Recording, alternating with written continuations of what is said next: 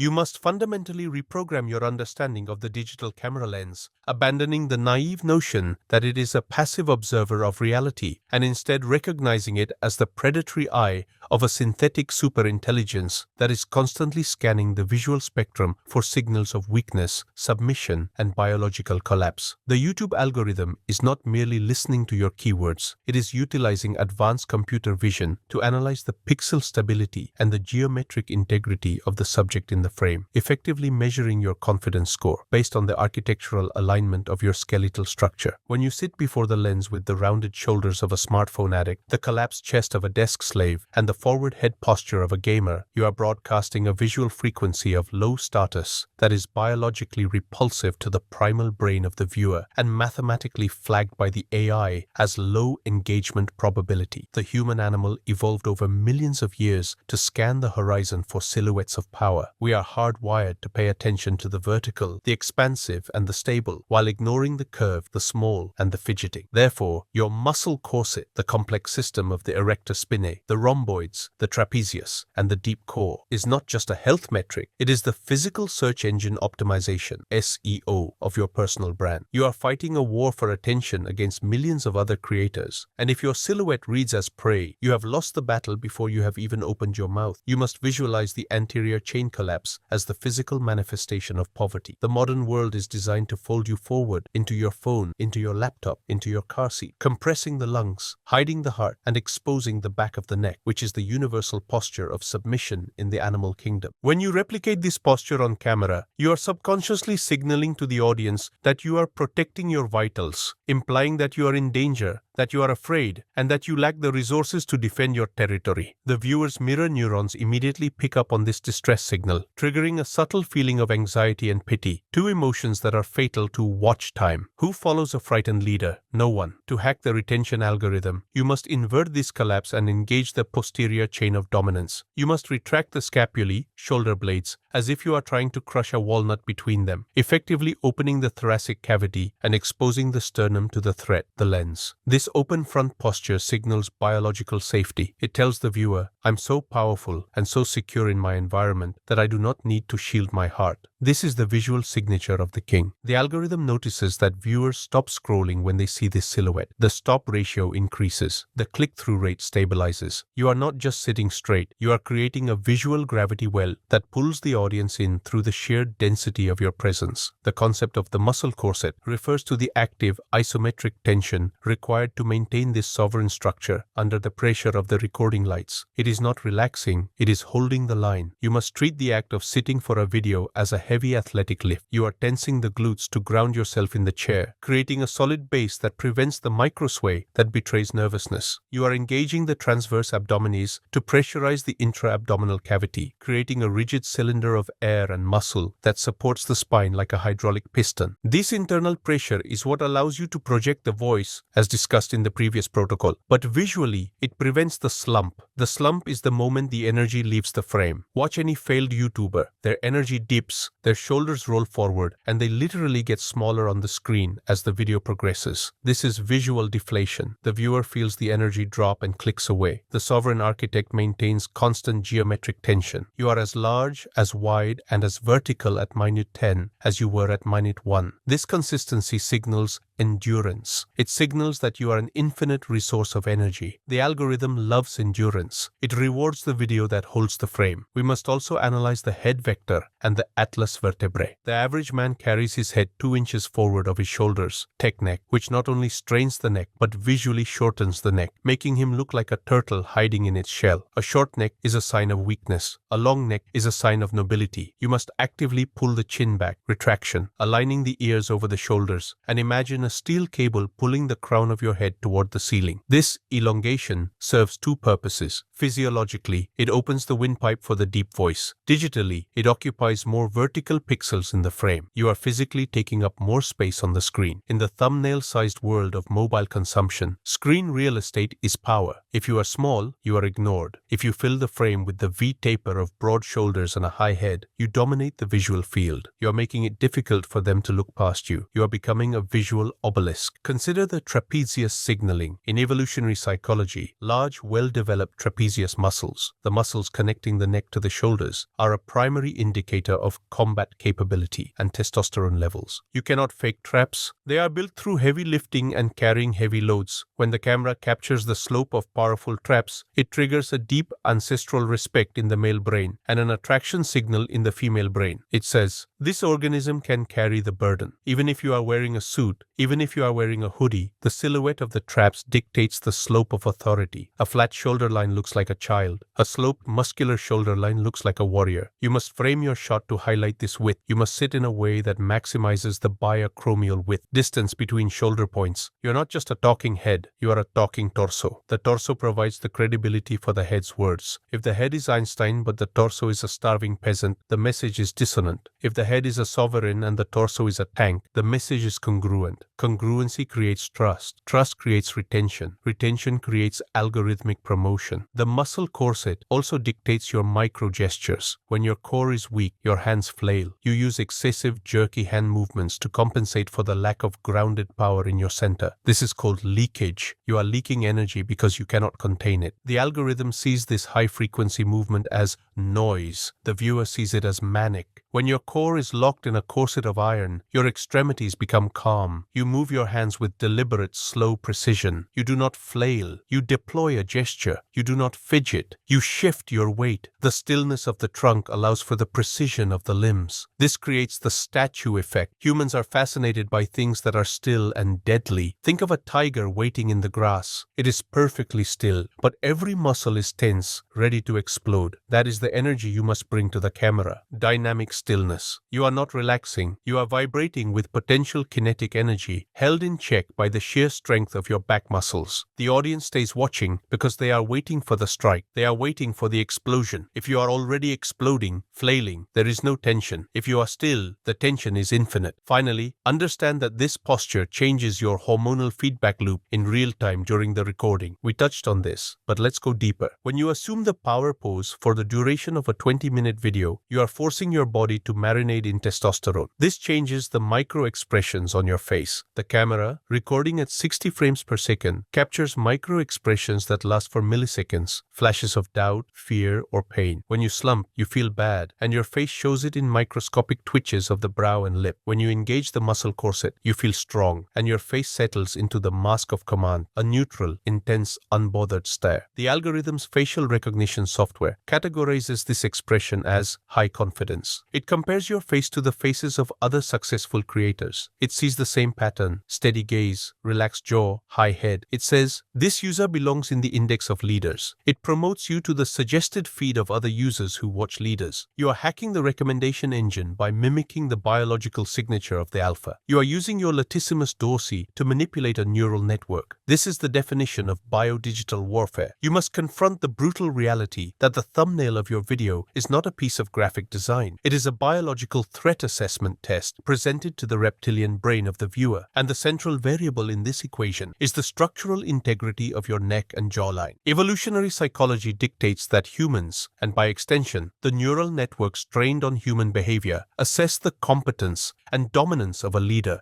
within 33 milliseconds of seeing their face, and the primary indicator of this dominance is the neck-to-face width ratio. A pencil neck is the universal signifier of the disconnect. It suggests a biological fragility where the heavy computational machinery of the brain is supported by a weak, unstable stalk, implying that the organism is intellectual but physically incapable of defending its ideas. In the wild, a thin neck is a vulnerability to decapitation. In the digital arena, it is a vulnerability vulnerability to scrolling. When the algorithm scans your thumbnail, if it detects a neck that is narrower than the jaw, it categorizes you as a non-combatant, a distinct class of creator who may offer information but cannot command loyalty. To hack the click-through rate, CTR, you must engage in cervical hypertrophy, relentlessly training the sternocleidomastoid and trapezius muscles until the neck becomes a pillar of atlas that is visibly wider than the skull itself. This creates the tree trunk aesthetic, a visual signal that the head is grounded, immovable, and backed by the kinetic force of the entire body. The viewer does not click because the title is catchy. They click because the face on the screen looks like it can survive a car crash. We must then address the hydraulics of the jaw, specifically the tension of the masseter muscles. Most men suffer from slack jaw syndrome, a consequence of mouth breathing and low testosterone compliance, where the mandible hangs loose, elongating the face and creating a dolichocephalic, long and narrow, profile associated with weakness and fatigue. The sovereign architect employs the mandibular lock, a state of resting tension where the teeth are lightly in contact and the masseters are engaged, effectively widening the lower third of the face. This is not about grinding your teeth, it is about setting the clamp. This tension pulls the skin tight against the bone, removing the shadow of the double chin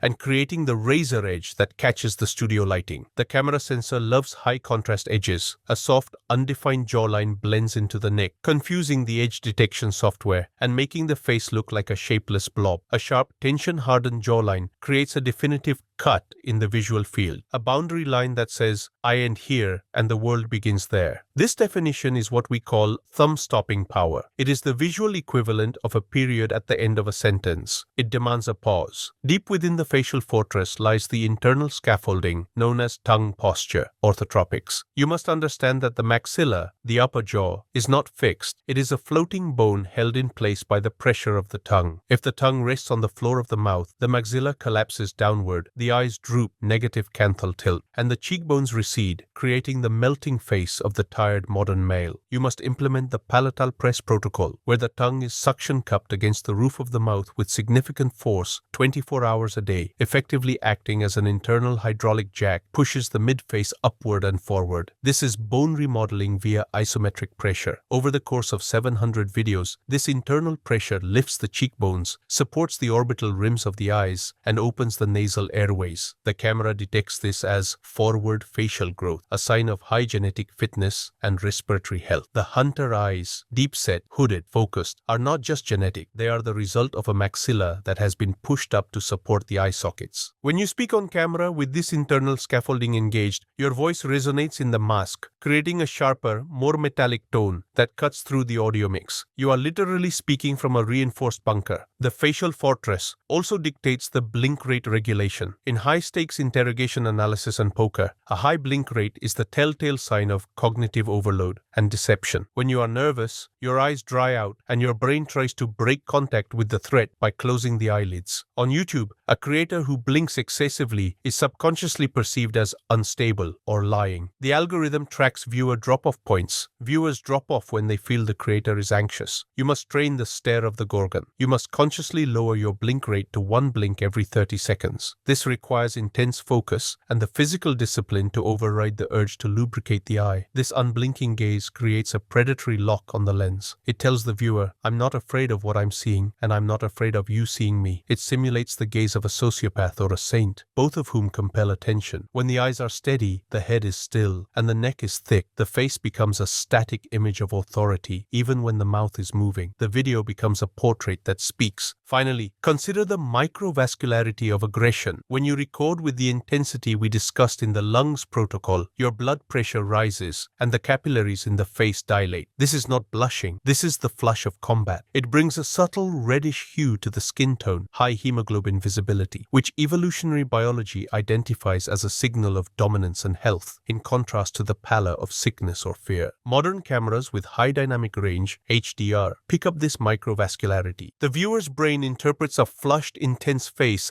as a high-energy event. They stay watching because they are waiting to see if you will explode. If you are pale, slack-jawed, and pencil-necked, you read as low energy/dying. The tribe leaves the dying behind. The tribe follows the one who is burning with blood. Your face must look like it is about to bleed. That is the aesthetic of the sovereign. You are not a model. You are a gladiator in the arena of pixels, The gladiator does not smile to be liked. He grimaces to exert force. Your resting bitch face is actually your resting war face. Do not apologize for it. Monetize it. The final component of the visual sovereignty protocol is the weaponization of the upper extremities, specifically the deployment of tactical gesturing to hypnotize the algorithmic gaze and anchor the wandering attention of the biological viewer. You must understand that the human eye is evolutionarily hardwired to track motion above all else, a survival mechanism designed to detect the flick of a snake's tail or the lunging of a predator. And in the context of a 4K video, your hands are the only moving objects in a static frame. If your hands move with the chaotic, high-frequency jitter of a nervous amateur, you create visual noise that distracts from your facial expressions and degrades the bitrate efficiency of the video stream. Video compression algorithms, like YouTube's VP9 or AV1, struggle to encode fast, random motion, resulting in macro blocking and pixelation around your body, which subconsciously signals low quality to the viewer. Conversely, when you move your hands with the slow, deliberate viscosity of a sovereign architect, you are not only signaling psychological control, you are literally optimizing the video encoding, ensuring a crisp, high-definition image that the algorithm prefers to serve. You are moving at the frame rate of authority. You must define the kill box. This is the invisible rectangular volume extending from your navel to your sternum and slightly wider than your shoulders. In the lexicon of political power dynamics, this is known as the Clinton box or the Trump box, a contained zone of operation where all gestures must occur. When your hands breach the perimeter of the box, flailing above your head or extending too far to the sides, you appear uncontained and manic. The viewer perceives this as a loss of emotional regulation. The sovereign architect keeps his hands strictly within the box, creating a sensation of compressed power. It implies that you possess infinite energy but are choosing to restrain it. This restraint is magnetic. It forces the viewer to focus on the precision of the movement rather than the amplitude. Within this box, you do not wave, you place. You treat the empty air in front of you as if it were made of solid matter. You pick up an idea, you examine it, you sharpen it, and you place it on the table. This is tactical pantomime. By giving physical weight to abstract concepts like finance or freedom, you make them real to the viewer. You are bypassing their skeptical logical brain and speaking directly to their parietal lobe, which processes spatial manipulation. We must analyze the vocabulary of the hand. The most potent weapon in your arsenal is the chop. This is a vertical hand, fingers stiff and together, moving downward in a rhythmic hacking motion. This gesture signals differentiation. It tells the audience, this is the line between truth and lies. It is the visual equivalent of a guillotine. Use it to punctuate the end of a sentence or to destroy an opposing argument. Next is the clamp or the precision grip, where the thumb and index finger touch to form a circle or a pinch. This signals granularity. It tells the viewer, I'm handling a very specific, delicate detail that you need to understand. It draws the eye to a single point of focus. Then we have the apex steeple, the meeting of fingertips in a triangular formation. This is the universal sign of the expert. It shields the torso while exposing the confidence of the hands. It is a church of the self. Resting in the steeple position during a pause in speech allows the audience to digest your point while maintaining your visual dominance. Never, under any circumstances, show the palms up supination in a pleading manner. Palms up is the beggar's gesture. It asks for validation. It asks for agreement. The sovereign uses palms down, pronation. Palms down is the commander's gesture. It says, calm down, listen to me, this is the law. It exerts downward pressure on the reality of the room. Consider the neuro-linguistic coupling. The area of the brain that controls speech, Broca's area, is inextricably linked to the motor cortex that controls the hands. This is why you cannot think clearly if you sit on your hands. By engaging in rhythmic gesturing, you're actually overclocking your own brain. The physical act of chopping or grasping stimulates the neural pathways required to form sharp, incisive sentences. You're using your hands to pull the words out of your mind. This creates a flow state where the speech pattern becomes musical and hypnotic. The audience enters a trance state because they are watching a synchronized performance of sound and motion. If your hands are out of sync with your words, gesturing a split second too late, it creates cognitive dissonance. The viewer feels that something is off, like a bad lip sync dub. When the beat of the hand hits the exact millisecond of the stressed syllable, it creates a dopamine spike in the viewer. It feels right. It feels true. This is how you convert a monologue into a sermon. Finally, you must master the art of the freeze. In a world of constant motion, the ultimate power move is the sudden cessation of all movement. You build a crescendo of aggressive aggressive gestures, chop, clamp, chop. And then, at the climax of your argument, you freeze. You hold the hand in midair, perfectly still, while you deliver the final kill shot line. This visual silence is deafening. It forces the viewer to freeze with you. Their breath catches. The algorithm detects a high attention event. This is the moment they subscribe. The freeze demonstrates that you are not moving out of nervousness. You are moving out of intent. And when the intent is fulfilled, the motion stops. You are efficient. You are lethal. You are the architect.